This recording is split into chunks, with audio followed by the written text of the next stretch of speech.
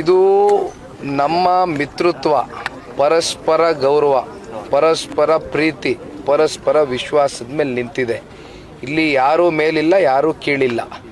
ಒಂದು ಸನ್ಮಾನ್ಯ ಕುಮಾರಣ್ಣ ಅವರು ಭಾಳ ಸ್ಪಷ್ಟವಾಗಿ ಹೇಳಿದ್ದಾರೆ.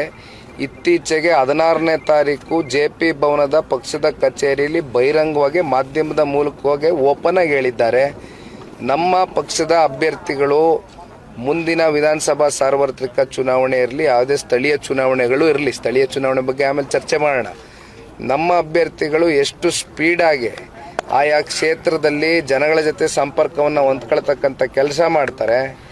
ನವದೆಹಲಿಯಲ್ಲಿ ಕೂತ್ಕೊಳ್ತಕ್ಕಂಥದ್ದು ಸನ್ಮಾನ್ಯ ಕುಮಾರಣ್ಣ ಅವ್ರು ಮಾಡ್ತಾರೆ.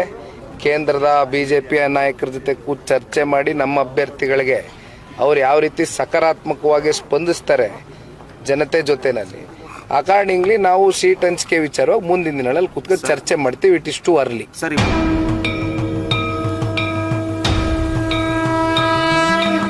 ನಮ್ಮ ವಿಜಯವಾಹಿನಿ ನ್ಯೂಸ್ ಚಾನೆಲ್ನಲ್ಲಿ ಪ್ರಮೋಷನ್, ಜಾಹೀರಾತು, ಅಡ್ವರ್ಟೈಸ್ಮೆಂಟ್ ನೀಡಲು ಸಂಪರ್ಕಿಸಿ 9535808456.